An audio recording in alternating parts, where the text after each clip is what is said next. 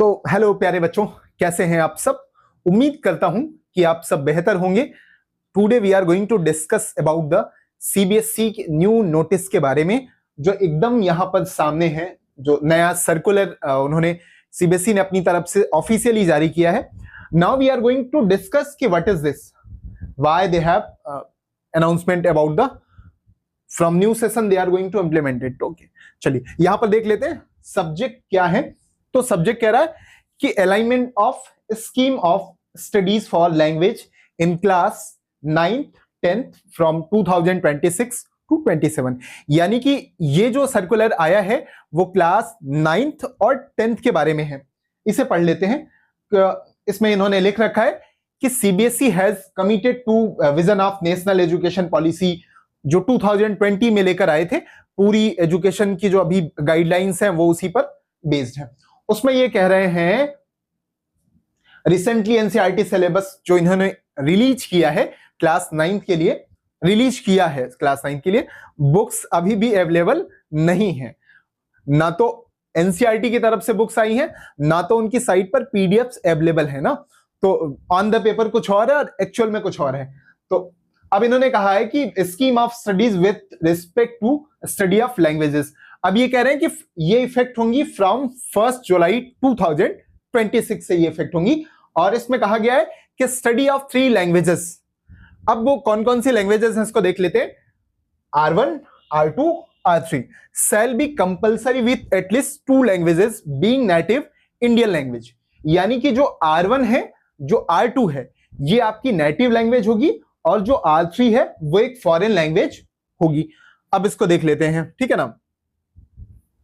Okay, one more thing कि अब इन्होंने ये स्कूल के प्रिंसिपल और सबके लिए अनाउंसमेंट कर दिया है। हाँ, एक जो बात इन्होंने इसमें कहा है कि बोर्ड्स के एग्जाम में हम इसको काउंट मार्क्स को नहीं ऐड करने जा रहे हैं, बट वो इंटरनल का तो पार्ट्स होंगी ही होंगी। यानी कि बच्चे को पढ़ना कंपलसरी है।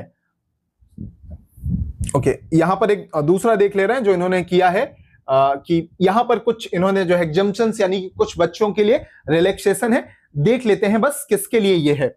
तो पहला कह रहे हैं कि चिल्ड्रंस विद स्पेशल नीड्स, यानी कि जो फिजिकली हैंडीकैप या कुछ ऐसे बच्चे हैं जो फिजिकली थोड़ा सा प्रॉब्लम है, उनके लिए यहां पर जो है छूट यहां पर दी गई है ना। चलिए दूसरा क्या कह रहा है, कह रहा है CBSE schools situated outside India, ना भारत के बाहर जो स्कूल हैं तो उनके बारे में है।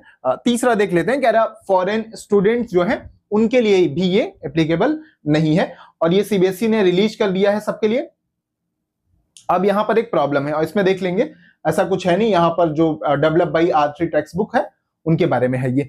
अच्छा, एक जो सबसे ज्यादा इंपॉर्टेंट बात है वो ये है कि क्या स्कूल्स इसके लिए रेडी हैं या नहीं। सीबीएसई ने उनके लिए भी अलग से जो है नोटिस स्कूलों को भेजी है, ये सर्कुलर खास तौर पर उसके बारे में है, ठीक है ना। तो आइए चलिए इसको थोड़ा सा हम डिटेल्स वे में, चलिए हम सीबीएसई की ये जो न्यू लैंग्वेज पॉलिसी है इसको हम थोड़ा और डीपली समझ लेते हैं कि आखिर ये पॉलिसी एक्चुअल में कैसे काम करेगी और सीबीएसई ने इसको लेकर किस तरह का प्लान बनाया है। तो यहां पर सिंपल देख रहे होंगे, मैंने एक लैंग्वेज पॉलिसी का ये लोगो है, आगे देख लेते हैं। अब यहां पर एक्चुअली आप देखेंगे, कह रहा है सीबीएसई में 3 language mandatory for class 9 to 10th। अब इसमें ये बात क्या कह रहे हैं, फ्रॉम जुलाई 1 2026। अब इसको जरा देख लेते हैं। कह रहा इज पर the new language policy align with the NEP 2020 NCF 2023 the study of 3 language R1, R2 and R3 will be compulsory for class 9th and class 10 from July 1st 2026। अब इसमें देख लेते हैं कि हाइलाइट्स क्या है। कह रहा student can choose a foreign language only if the other 2 are native or Indian language. ठीक, अब इसके बाद कह रहा है कि until R3 text book are introduce class 9 student will use class 6 R3 text book for the 2026-27 सेशन। Schools may adopt flexible measure to arrange qualified language teacher during the transition period. Details guidelines supplementary materials will be issued from June 15, 2026। अब कह रहे हैं कि इसका M है strength multi जो linguism है, promote Indian language and build stronger communication skilled among student. अच्छा, अब इसको देख लेते हैं। मैंने यहां पर एक फिगर भी एड ऑन कर रखा है कि R1 means Indian language, R2 means भी इंडियन लैंग्वेज, और जो R3 है वो कोई भी एनी लैंग्वेज, फॉरेन लैंग्वेज हो सकती है ना।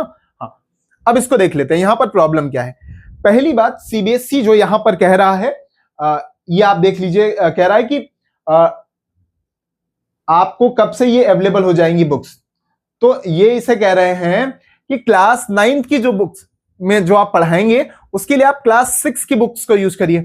ठीक है, अब ये कह रहे हैं कि जो मटेरियल है वो जून 15 से मिलेगा।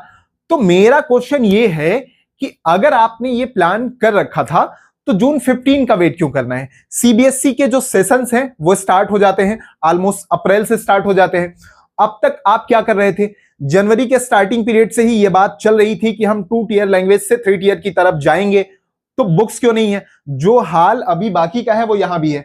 तो खैर ये यहां पर देख लेते हैं। बेसिक मेरा पर्पज ये है कि आप ये जाने R1, R2 और R3 लैंग्वेज का कॉन्सेप्ट है। इसको थोड़ा और आगे हम लोग देख लेते हैं। R1 means mother tongue regional language, R2 means modern Indian language और इंग्लिश। अब मॉडर्न इंडियन लैंग्वेज और इंग्लिश, अब इस देख लेते हैं। कह रहा है at least 2 language must be native Indian language. ठीक है ना, ये सारी चीजें बाकी हम पहले डिस्कस कर चुके हैं। अब प्रॉब्लम क्या है, पहले में ये कह रहे हैं कि ठीक है नेटिव लैंग्वेज होनी चाहिए, दूसरे में यहां पर कहा जा रहा है कोई भी मॉडर्न लैंग्वेज चलेगी, बट वो लैंग्वेज इंग्लिश नहीं हो सकती क्योंकि वो फॉरेन लैंग्वेज है। अब देख लेते हैं। अब इसको लेकर बहुत ज्यादा कंट्रोडक्शन की सिचुएशन है। बहुत सारे स्टेट हैं, खासतौर पर साउथ इंडियन स्टेट, जहां पर 2 लैंग्वेज पॉलिसी रन करती है। वो तमिल पढ़ते हैं और इंग्लिश पढ़ते हैं ना। तो अब जाहिर सी बात है इंग्लिश अब फॉरेन लैंग्वेज हो गई, तो यानी कि तमिल के बाद उन्हें एक लैंग्वेज पढ़ना कंपलसरी होगा। अब वो कौन सी लैंग्वेज होगी उनके पास, वो कह रहे हैं कि हिंदी को फोर्सफुली तरीके से उन पर थोपा जा रहा है। इसको लेकर देखेंगे आप कि केरला और तमिलनाडु में बहुत ज्यादा अपोज हो रहा है। अब इसके बाद ये पूरा एक पीरियड है जिसको लेकर बहुत ज्यादा डिबेट चल रही है कि सीबीएसई ने रॉन्ग टाइम पर इस पॉलिसी को इंप्लीमेंट किया है और इससे थोड़ा टाइम लेना चाहिए था। अब जो यहां पर मेरा क्वेश्चन ये है,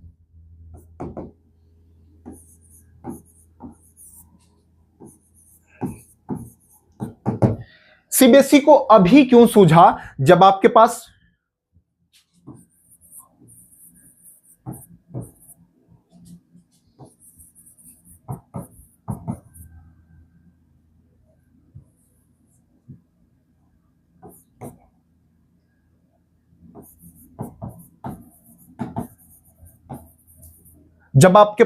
बुक्स अवेलेबल नहीं है, आपके पास जो स्टडी मटेरियल है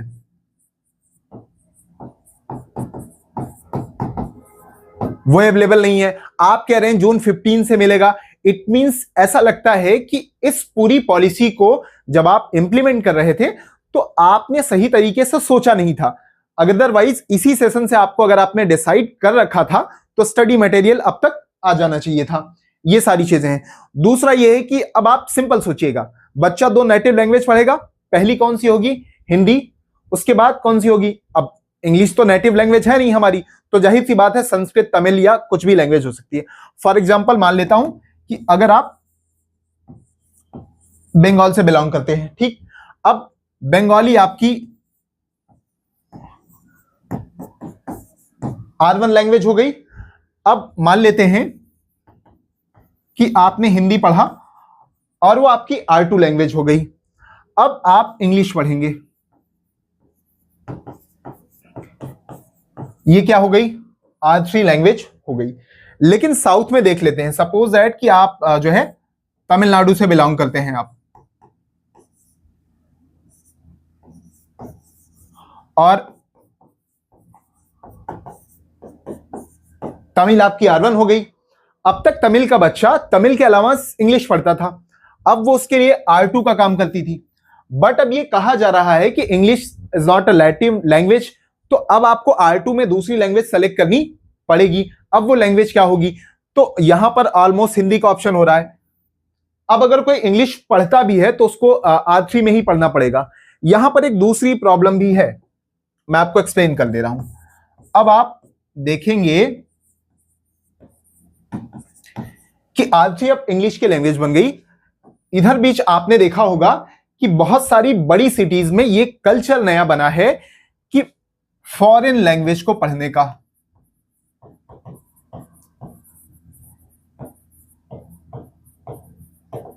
अब आपने देखा होगा दिल्ली विल्ली में बच्चे, बड़े शहरों में दिल्ली, कोलकाता, बेंगलोर, यहां पर देखा होगा आपने कि बच्चे जो है बहुत सारी लैंग्वेज पढ़ते हैं ना, फ्रेंच, लैटिन, जापानी, बहुत सारी लैंग्वेज पढ़ते हैं। और अब ये फॉरेन लैंग्वेज है। प्रॉब्लम क्या हो रही है कि बच्चा क्लास 6 से ये लैंग्वेज सीख रहा है और अब आपने सडनली बोला है कि नहीं नहीं, अब आपको जो है 2 नेटिव लैंग्वेज सीखनी है। अब जो फॉरेन लैंग्वेज वो सीख रहा था इंग्लिश में, चूंकि आप इंग्लिश मीडियम स्कूल में पढ़ते हैं तो ये कंपलसरी है कि आप इंग्लिश तो पढ़ेंगे। यानी कि अगर आप फॉरेन लैंग्वेज पढ़ना चाहते हैं तो ये आपके लिए बर्डन हो जाएगा। इंग्लिश पढ़ना है, 2 नेटिव लैंग्वेज पढ़नी है, फॉरेन भी पढ़ना है।